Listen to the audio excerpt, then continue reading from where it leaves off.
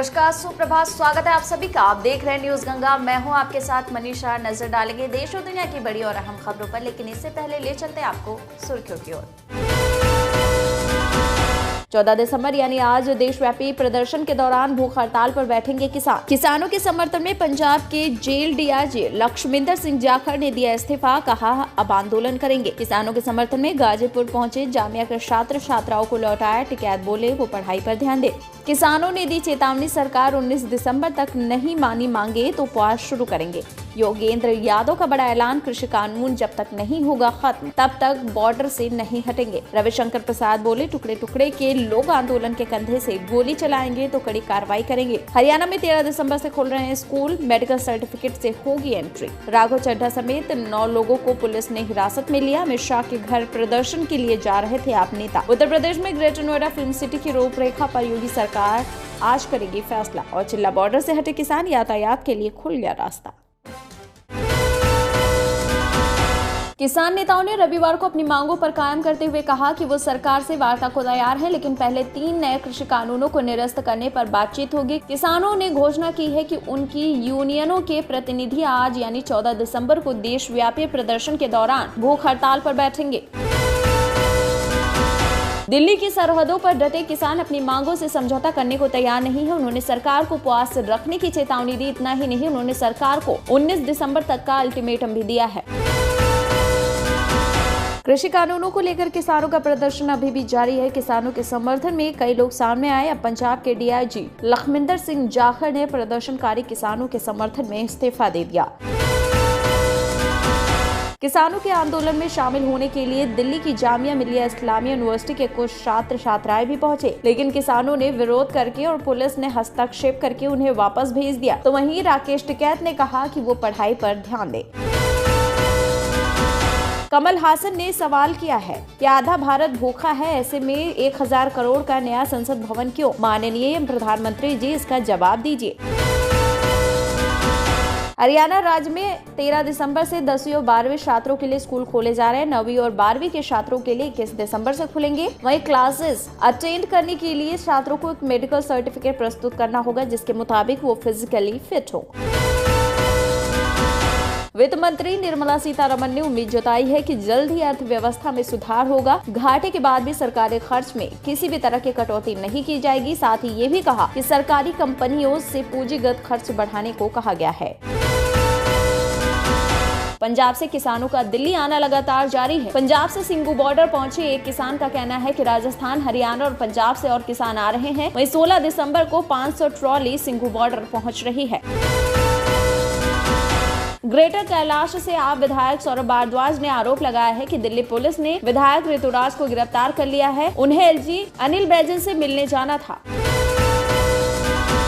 सांसद प्रज्ञा ठाकुर का विवादों से नाता नहीं टूट रहा। एक बार फिर उन्होंने विवादित बयान दिया। प्रज्ञा ठाकुर ने कहा कि क्षत्रियो को क्षत्रिय कहो तो बुरा नहीं लगता, ब्राह्मण को ब्राह्मण कह दो बुरा नहीं लगता, वैश्य को वैश्य कह दो बुरा नहीं लगता, शूद्र को शूद्र कह दो तो बुरा लग जाता है। कारण क्या है? क्योंकि समझ नहीं पाते। गौतम बुद्ध नगर से सांसद डॉक्टर महेश शर्मा के कैलाश अस्पताल के बाहर सैकड़ों की संख्या में भारतीय किसान यूनियन लोक शक्ति के कार्यकर्ता और नेता पहुंचे। किसान नेताओं की भीड़ में ऐसे कई लोग थे जो कृषि कानूनों के विरोध में अपना सिर मुंडवा कर पहुंचे थे। देर रात नोएडा से दिल्ली जाने वाले रास्ते पर लगे बैरिकेड हटाए गए, जिसके बाद दिल्ली जाने के लिए वाहन चालकों ने इस मार्ग का प्रयोग करना शुरू कर दिया। चिल्ला बॉर्डर बंद रहने के कारण दिल्ली जाने के लिए वाहन चालकों को डीएनडी और कालिंदी कुंज होकर जाना पड़ रहा था। अलग अलग किसान संगठनों के प्रदर्शन के बीच आंदोलन में दरार पड़ती नजर आ रही है। ऑल इंडिया किसान संघर्ष कमेटी ने राष्ट्रीय किसान मजदूर संगठन के संयोजक वीएम सिंह से बयान की निंदा करते हुए बयान से खुद को अलग कर दिया। किसान आंदोलन के समर्थन में कांग्रेस नेता नवजोत सिंह सिद्धू ने केंद्र सरकार पर हमला बोला और कहा कि किसान कोई कर्ज माफी या सब्सिडी नहीं मांग रहे। केंद्र सरकार ने किसानों की आय डबल करने का वादा किया, लेकिन उन्हें 6000 रुपए दे दिए, यानी कि 500 रुपए हर महीने का लॉलीपॉप पकड़ा दिया। पश्चिम बंगाल में सियासी खेल की शुरुआत हो गई है और ममता बनर्जी भी रैली कर रही हैं। आज से सिलीगुड़ी से ममता बनर्जी की सियासी रैली की शुरुआत हो रही है। उत्तर प्रदेश सरकार का फोकस अब लोगों के लिए रोजगार पैदा करने पर है। राज्य के उप मुख्यमंत्री दिनेश शर्मा ने कहा है कि IT और इलेक्ट्रॉनिक विभाग में 20,000 करोड़ रुपए का निवेश हुआ है। इसी के साथ 3 लाख लोगों को रोजगार मिलेगा। वैज्ञानिकों ने अब कोरोना वायरस के संक्रमण से बचने के लिए मास्क में किए गए बदलाव और उनके प्रभाव का मूल्यांकन किया और पाया कि नायलॉन से बने 2 परतों वाले मास्क सामान्य के मुकाबले अधिक प्रभावी हैं। बिहार में ठंड का असर अब 18 दिसंबर से बढ़ सकता है। इस दौरान न्यूनतम तापमान में भारी गिरावट दर्ज किए जाने की भी उम्मीद है। कोरोना संक्रमण की रफ्तार कम हुई है। वहीं 24 घंटे में 30,254 नए केस आए सामने, जबकि 391 लोगों की मौत हुई।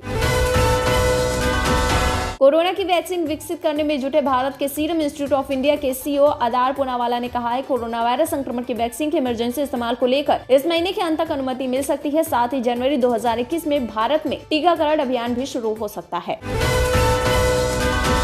यमुना प्राधिकरण में डिटेल प्रोजेक्ट रिपोर्ट बनाने के लिए एजेंसी के चयन की प्रक्रिया चल रही है। प्राधिकरण को टेंडर प्रक्रिया में शामिल कंपनियों ने अपनी तकनीक के प्रस्तुतिकरण दिया, जो आज DPR बनाने वाली कंपनी का चयन हो जाएगा।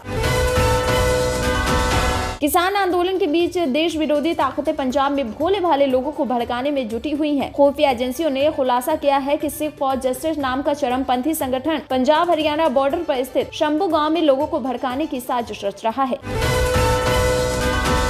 पश्चिम बंगाल के उत्तरी 24 परगना जिले में शनिवार को भाजपा द्वारा घर घर जाकर प्रचार करने के दौरान पार्टी कार्यकर्ताओं पर लोगों के एक समूह ने हमला कर दिया और पार्टी के एक कार्यकर्ता की पीट कर हत्या कर दी, जबकि घटना में 6 लोग घायल हो गए हैं। भाजपा के राष्ट्रीय महासचिव कैलाश विजयवर्गीय ने कहा है कि पश्चिम बंगाल में जल्द ही CAA लागू किया जाएगा। वैज्ञानिकों को मुंबई की सबसे बड़ी स्लम एरिया धारावी के अलावा वडाला, शिवाजीनगर, कुर्ला, कंजूर और मलाड के झुग्गियों के सीवर में भी कोरोना वायरस मिले हैं।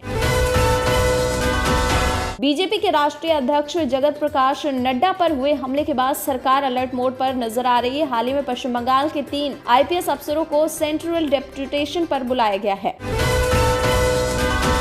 उप मुख्यमंत्री केशव प्रसाद मौर्य ने आरोप लगाया है कि विपक्षी दल किसानों के कंधे पर रखकर बंदूक चला रहे हैं। मुंबई पुलिस के कथित फर्जी TRP केस में रिपब्लिक टीवी के CEO विकास खानचंदानी को गिरफ्तार कर लिया गया है। अब तक इस मामले में 13 लोगों की गिरफ्तारी हो चुकी है। बीजेपी सांसद साध्वी प्रज्ञा के बिगड़े बोल, अब ममता बनर्जी के लिए कहा अपशब्द। उन्होंने कहा कि पश्चिम बंगाल अखंड भारत का हिस्सा है, ममता उसे अलग करने का प्रयास कर रही थी। देशभक्ति कभी नहीं होने देंगे, बंगाल हिंदू राज्य बनेगा। हालांकि इस दौरान साध्वी ने ममता बनर्जी को पागल तक कह दिया।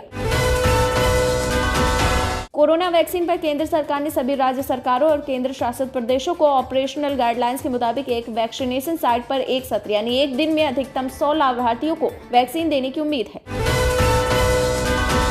मध्य प्रदेश से राजस्थान दर्शन करने आए नवविवाहितों के जोड़े और उसके परिजन लौटते समय हादसे का शिकार हो गए। इस हादसे में 8 लोगों की मौत हो गई। हादसे पर मुख्यमंत्री शिवराज सिंह चौहान ने शोक जताया है। भोपाल के हमीदिया अस्पताल में कथित तौर पर बिजली गुल होने की वजह से वेंटिलेटर पर रखे गए 3 संक्रमित मरीजों की मौत के मामले में संभाग आयुक्त ने मध्य प्रदेश सरकार को अपनी जांच रिपोर्ट सौंप दी है। मऊ के मोहम्मदाबाद गोहाना तहसील क्षेत्र में ग्रामीण खुदाई का काम कर रहे थे। इसी दौरान ग्रामीणों को विभिन्न धातुओं के पुराने सिक्के, टूटी मूर्तियां व बर्तनों के अवशेष मिले और अब पुरातत्व विभाग को जांच के लिए सूचना दे दी गई है। 2021 के हरिद्वार कुंभ मेला के लिए विशेष कोविड अधिकारी को तैनात किया गया है। मुख्यमंत्री त्रिवेंद्र सिंह रावत ने इसके निर्देश दिए हैं। राजधानी दिल्ली में कोरोना के कुल मामले 6 लाख के पार पहुंच चुके हैं, तो वहीं 24 घंटे में राजधानी में 1935 नए मामले सामने आए।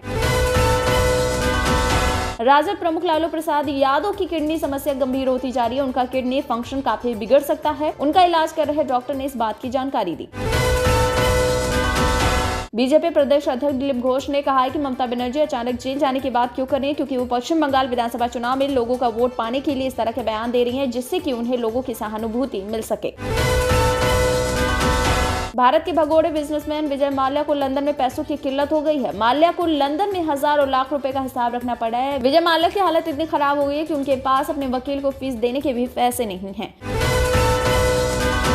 भारत, ईरान, उज्बेकिस्तान, मलेशिया के लिए संपर्क यानी कनेक्टिविटी की दृष्टि से अहम माने जा रहे चाबहार बंदरगाह का रणनीतिक रूप से संयुक्त इस्तेमाल करने पर आज एक त्रिपक्षीय वार्ता होगा। मुंबई क्रेडिट कार्ड का बिल चुका नहीं पाने की वजह से एक शख्स ने आत्महत्या कर ली। दरअसल उसे आए दिन रिकवरी एजेंटों की धमकियां मिल रही थी। पाकिस्तान की राजधानी इस्लामाबाद के शहर प्रशासन ने सामाजिक प्रतिबंधों और असलहे दिखाने, रखने और ले जाने पर प्रतिबंध लगा दिया है। ये बैन अगले 2 महीनों तक के लिए है। सीबीआई 8 साल पहले जब्त किए गए कुल 400 किलोग्राम सोना में से 103 किलोग्राम सोना गायब हो जाने के बाद पुलिस अधीक्षक यानी एसपी स्तर के एक अधिकारी के तहत इसकी आंतरिक जांच कर रही है। टीम इंडिया इस समय ऑस्ट्रेलिया दौरे पर है। 3 वनडे और T20 सीरीज खेलने के बाद अब दोनों टीमों के बीच 4 टेस्ट मैचों की सीरीज खेली जाएगी। पहला मैच 17 दिसंबर को एडिलेड में गुलाबी गेंद से खेला जाएगा। टीम इंडिया के ओपनर रोहित शर्मा को नेशनल क्रिकेट एकेडमी ने फिट घोषित कर दिया है। इसी बीच बीसीसीआई का कहना है कि ऑस्ट्रेलिया जाने के बाद भी रोहित का फिटनेस टेस्ट किया जाएगा। हाथरस कांड के आड़ में दंगा भड़काने की साजिश रचने के आरोप में मथुरा से गिरफ्तार 4 अभियुक्तों के मददगार और पीएफआई का महासचिव रऊफ शरीफ को केरल के तिरुवनंतपुरम एयरपोर्ट से हिरासत में ले लिया गया है। उत्तर प्रदेश के मुख्यमंत्री योगी आदित्यनाथ कल मेरठ के दौरे पर थे, जहां उन्होंने सरदार वल्लभ भाई पटेल की प्रतिमा पर माल्यार्पण किया। इसके अलावा कृषि प्रदर्शनी का उन्होंने उद्घाटन भी किया। शाहिद अफरीदी की बेटी का लोग मजाक उड़ा रहे हैं, अफवाह उड़ा रहे हैं कि उनकी बेटी बीमार है और हॉस्पिटल में भर्ती है। वहीं अफरीदी ने इस मुद्दे पर नाराजगी जताई है और कहा है कि सोशल मीडिया का इस्तेमाल करने वालों को ज्यादा जिम्मेदार होने की जरूरत है, वो ऐसी झूठी खबरें न फैलाएं।